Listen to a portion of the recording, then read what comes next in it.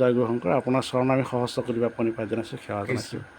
আচলতে আপোনালোকৰ শংকৰ মাধৱ প্ৰাথমিকখনত 10জন সদস্য আছে। এইখন গাঁৱত 4জন, মানে 4টি গৃহ আৰু নাচনীত এটা গৃহ আৰু টিংখাঙত 2টা গৃহ, এনেকৈ মানে ওচৰে পাজৰে আৰু লুংলুঙি গাঁৱত এটা গৃহ, এনেকৈ মানে আমাৰ এই 10টা গৃহ আছে। মানে এই গাঁওখন আপোনালোকৰ 4টি গৃহই প্ৰথম বীজ আৰম্ভ কৰিছে, তাৰপিছত লাহে লাহে আমাৰ এই পূৰ্ণবাপদাটো প্ৰথম আমি ভাগৱত পাঠ কৰা হ'ল প্ৰথম। তাৰ পৰা আমি চিন্তা কৰিলোঁ যে শংকৰ মাধৱ প্ৰাথমিক এই আমি যে সংঘৰ নীতি আদৰ্শবোৰ ভাল দেখি তাত আমি যাবৰ কাৰণে মানে আগ্ৰহী হ'লোঁ।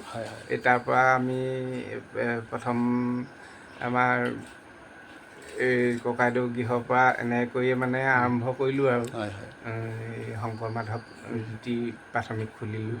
তাৰ পৰা আৰু এতিয়া এনেই প্ৰচাৰ প্ৰসাৰত যথেষ্টখিনি মানুহ আহিম বুলি কৈ থাকে, কিন্তু এতিয়ালৈকে আমাৰ সংগী হোৱা নাই। লাহেকৈ হ'ব আৰু লাহে লাহে হ'ব। আমি আপোনাক নথন আনন্দিত হৈছোঁ, আপোনাৰ চৰণত আমি সেৱা ধৰিছোঁ। আমি আপোনাৰ আজি সন্ধিয়া বেলাত লগ পাই আমি কৃতকৃত হৈছোঁ।